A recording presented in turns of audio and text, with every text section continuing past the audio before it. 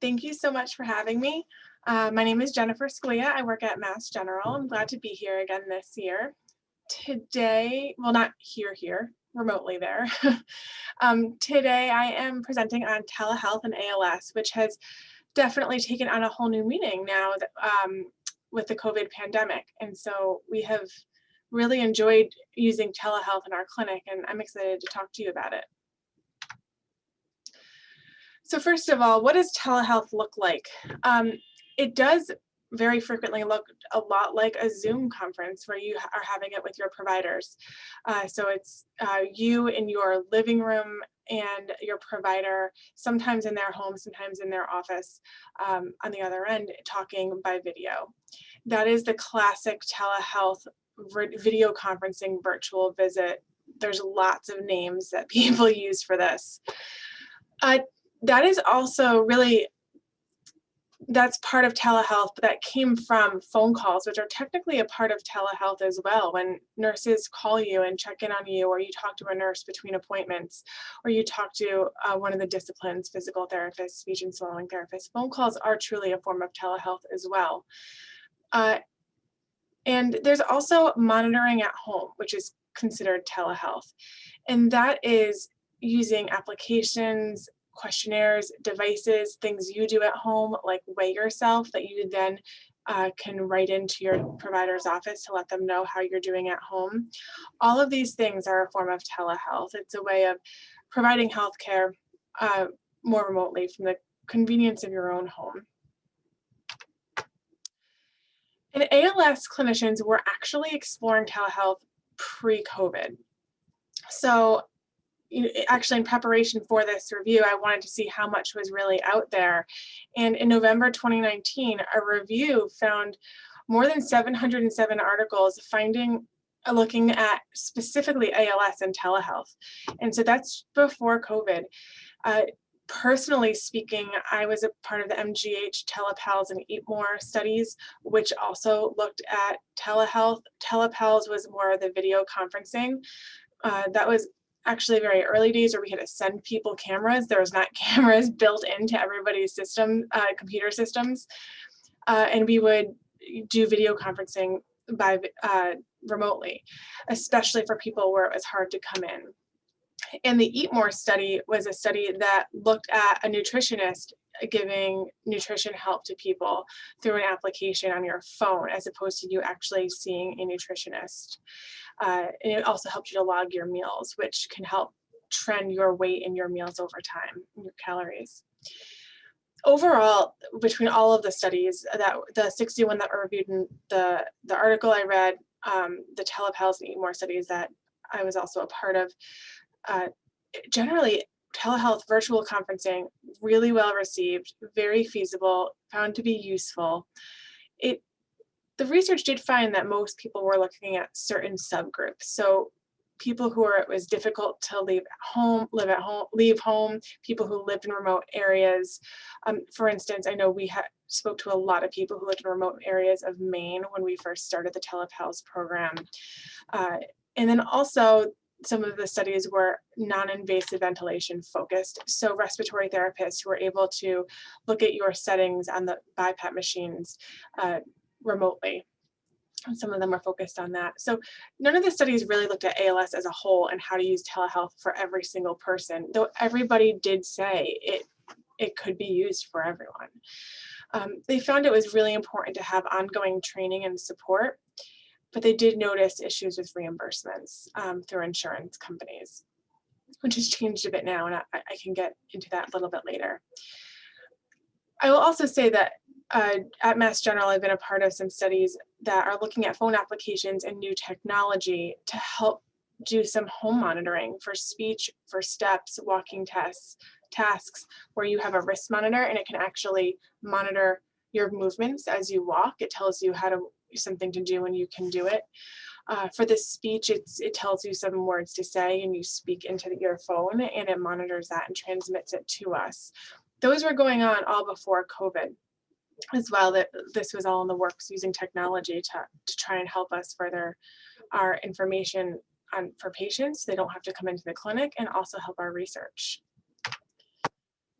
So the COVID pandemic really actually worked as a catalyst to help advance telehealth. Seemingly overnight, hospitals and clinics across, well, the world, but definitely the US, uh, had to convert to ways to seeing patients virtually, largely because it was unsafe to leave people's homes, and everybody was under quarantine, things like this. So they really had to find a way to make it safe for everybody, not just ALS, to have still have care. And because of this, there were three congressional stimulus bills which allowed that for better access to care and reimbursement parity between in-person and telehealth visits. This means that insurance companies, following Medicare's guidelines, were able to reimburse us for a virtual visit, where that was not something that happened before. In the last slide, I had mentioned these studies pre-COVID did see many issues with reimbursement. And now, because of COVID, they were able to have this parity where people got paid for telehealth visits because of the public health emergency. Also, to help convert almost seemingly overnight, the Department of Health and Human Services relaxed HIPAA requirements to allow any video platform. So for groups that had never done video conferencing before, they were now able to use Skype, FaceTime to have a video conference with a patient. Fortunately, we had been doing this beforehand, and we were able to stick mostly with all HIPAA compliant things to take care for your safety or your privacy. But this did allow many clinics and groups across the US to start doing video conferencing, and it was more prevalent, which required insurances to really look at this as a way to deliver care. Also, the CARES Act expanded telehealth coverage for these organizations as well. So overall, between the private insurance, Medicare, the VA, everywhere, they were really encouraging telehealth and seeing it as a way to deliver care. In truth, this is because of the public health emergency. So once the pandemic is over, there is still some information we will need to see, but we are in unprecedented times where everyone has experienced the benefit of telehealth and of video conferencing and of finding other ways to measure your function in your homes, and not having to bring you into a hospital or a clinic for that.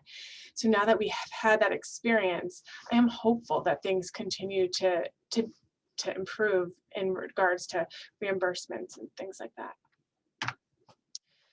So now that things have evolved, how are we using telehealth in ALS now? It is different group to group, but generally speaking, we are using it throughout care and research. Clinically, we do the video visits. We also call them virtual visits, which is the video conferencing where it looks like you're on a Zoom with your provider, and also for phone call follow-ups. In clinic, with having a multidisciplinary clinic, the disciplines are incredibly important to ALS care. We've known this through studies. It actually helps with quantity and quality of life. So we really need to make sure that we are including the disciplines in the video visits. It is a little bit operationally difficult to have, a nurse, physician, nurse practitioner, physical therapist, speech pathologist, breathing, all in one visit. So many times there are additional phone call follow-ups afterwards. To loop back with you to make sure that things are followed up on. Also, even before COVID, we've used phone calls as a way to stay in touch with people and make sure that new medications that we're prescribing are helping, that you're not having any side effects, and is anything coming up between visits? Do we need to talk to you sooner, bring you in sooner, have a video visit sooner? So phone calls have always been a strong point of clinical care. And we're also seeing it in drug trials. Ever since COVID, I have now started to see video visits really taking place of in-person visits when people cannot come in. The preference has generally been for people to come in when they can because of some of the measures that we have that are being monitored in research visits. But there have been more flexibility around this.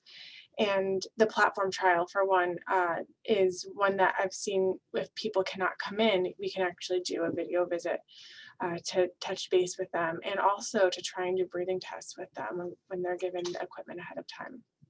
So this is still very new. And this also, just like the clinical guidelines previously, it's been partially because of new research guidelines that have allowed us to do this because of COVID. Drug trials have always used planned phone calls, and I think I personally have seen more of that to touch base with people, to check in on side effects, changes in medications. If you've had a lumbar puncture, having a planned phone call the next day to check in to see how you're feeling. And so that has been a part of drug trials and continues to be a strong part of drug trials. And there's also, both in drug trials and separate in their own development, phone applications. So again, the applications where you're talking into the phone, so we can monitor speech over time, and SLP can see, is that changing and how is that changing? And same thing with monitoring numbers of steps or movements. There's a few different phone applications, actually, it's not just one, that are being looked at, not just at Mass General, but in other locations as well. And those are in development. So we have research studies looking at the usefulness and the benefit and fine-tuning the details of those. And so what happens during a clinical virtual visit? Because I think the clinical virtual visits is where I've seen the most dramatic change, especially with COVID, that most everyone has had at least one virtual video visit. And that is, looking at your provider through the computer, and you can have a conversation around symptoms, goals of care, medication management, and how we can support you. Even when people are in the clinic, the thing that I most want to know is how are you doing, and what can I do to help you? What's the biggest thing you want to talk about today? And many times I don't need to do a physical exam to help you with that. Sometimes it is helpful, but there are many times where we can address a lot of these things without me having to do an exam. And we can always start that conversation by video visit. When we do get onto a topic that it would be helpful to have an exam. So for instance, things around breathing, since there's not routinely a way to monitor vital capacity in the home, we have a conversation and we can explore different options. And then we can also schedule a time for you to come in, because this might be a time where, yes, we need to actually see you. But we can always do the first parts of that by video, which is more convenient and sometimes more comfortable for people to stay at home and then know that they have to come in for the next visit, as opposed to coming for a visit and saying, I could have done that at home. So lots of conversations and changes in medications can absolutely happen. And truthfully, I see a lot when I see somebody through the computer. It's just seeing how people's movements are, their hands, and when you're adjusting the camera, or people's speech, and whether or not they have to write into the chat a little bit more than they had to last video visit. There's a lot of things we can actually see based off of just a visual exam.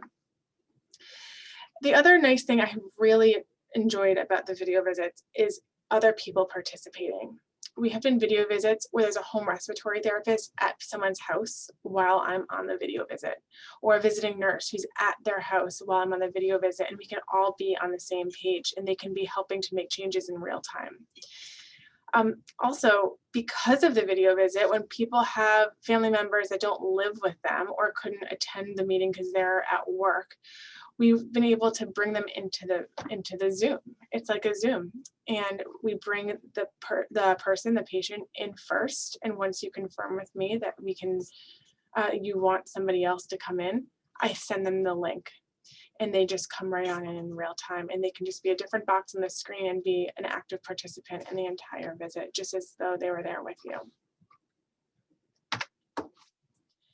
So home monitoring is actually an important part of home health in a way, and something that I think we can and are improving on. Phone applications are definitely a way that people are trying to improve on home monitoring. And like I talked about before, the speech, the steps, and walking tasks, also the nutrition app that I mentioned even earlier. But there's also things that people can do now, like monitor their weight. And when I have talked to people on video visit, sometimes they weigh themselves that morning and they're able to tell me their weight in real time.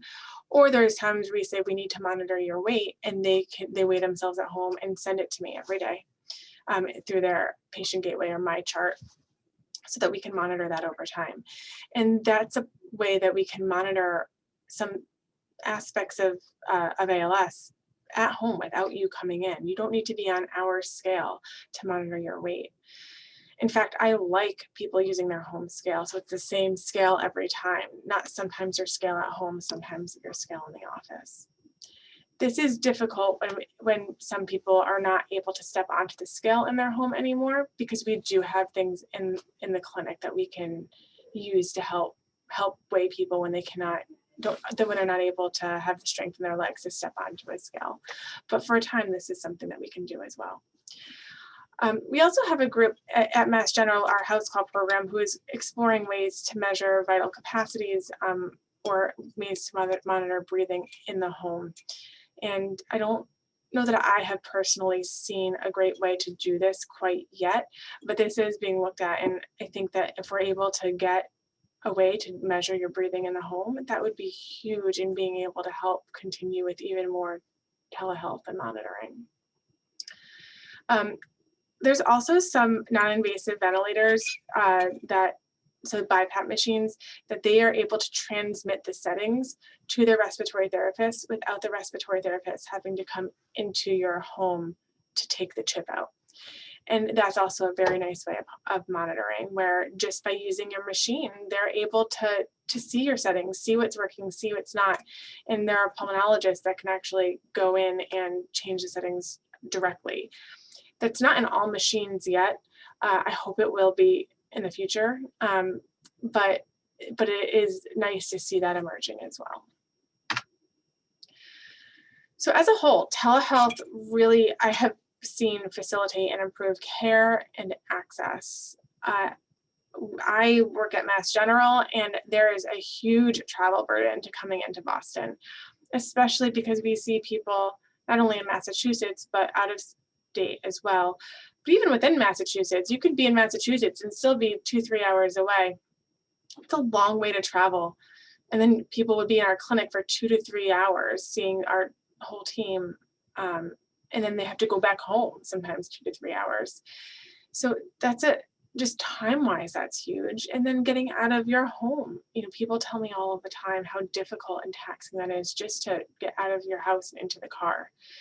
So being able to not have that whole to-do around a clinic visit has been incredible, and it reduces that travel burden, and that alone can increase comfort.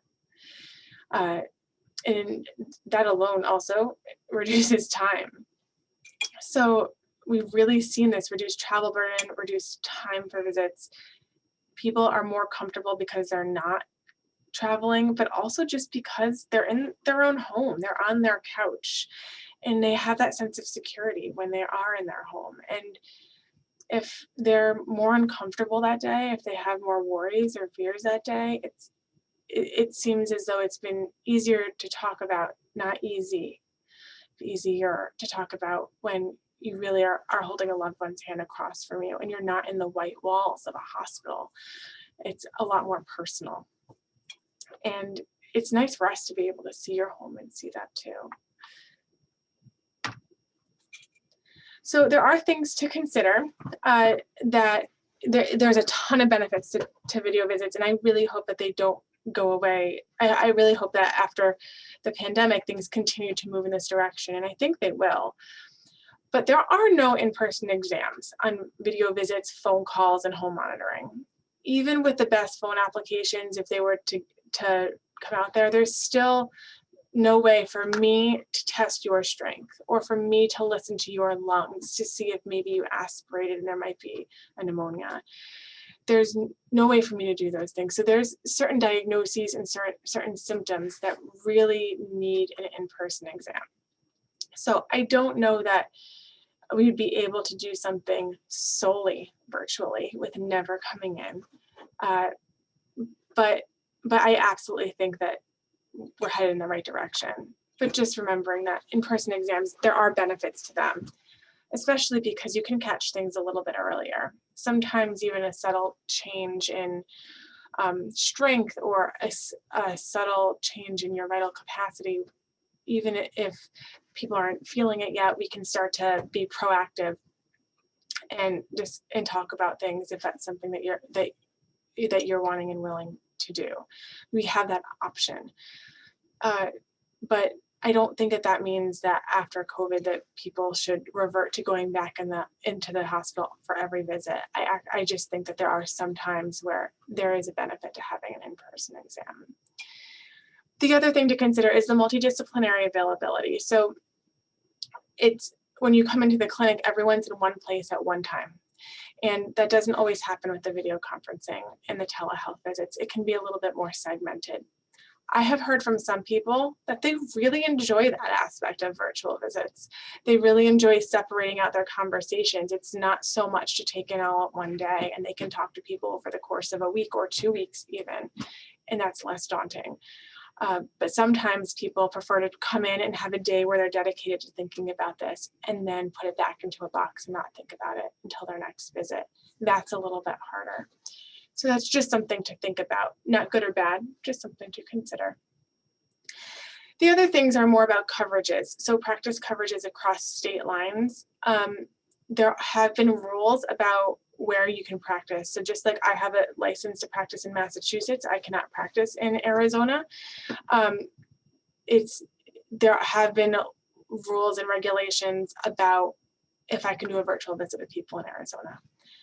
During the pandemic with the public health emergency, these have been laxed. And so I look forward to seeing how this goes in the future. But this is something that does take some thought, especially if it's a new patient. There are additional regulations as well.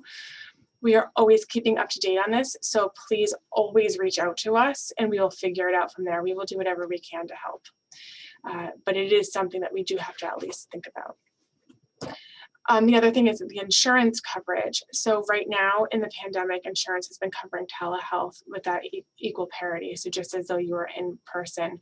Again, I want to see how this pans out after COVID, but these unprecedented times, we have this evidence now to show the benefit of telehealth. And I am hopeful that we will be able to continue to get insurance coverage for the actual visit and also for the medical equipment that we order. When we order medical equipment, some medical equipment needs what we call a face-to-face, meaning we have to see you in person to say you need it. And at the moment, we're able to do that with virtual visits. We don't with video conferencing visits, not phone call visits. So I'm hoping that we won't have to revert back to where people have to come into the office. But I just want to give that caveat, and I look forward to seeing where that goes because I'm hopeful that this will continue to be easier for everyone. So the future of telehealth, where do we see things going? I'm really hopeful that the pandemic has really propelled telehealth forward in a very positive way, especially for people that have to travel a long way for a specialty clinic like ALS, and with difficulties, maybe weakness or stiffness that make it really hard to move, get in and out of a car, and go to a really long appointment. So I'm very hopeful for the future. I think I'm very excited to see where this goes. I think this can be really helpful for the future care and research for ALS.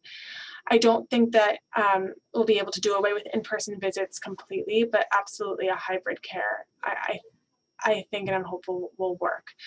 We do want to make sure that people are seeing the multidisciplinary team as well, which can be difficult with telehealth, but between the multidisciplinary team and the actual hands-on exam, a few in-person visits would be helpful.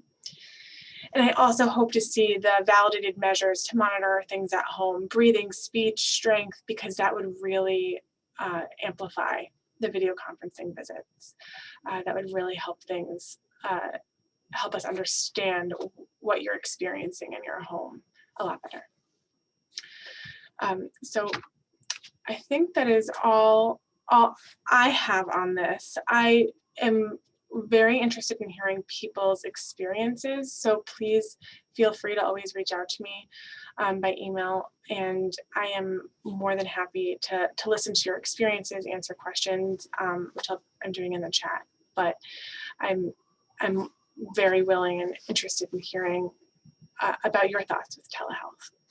It's very interesting, unprecedented times.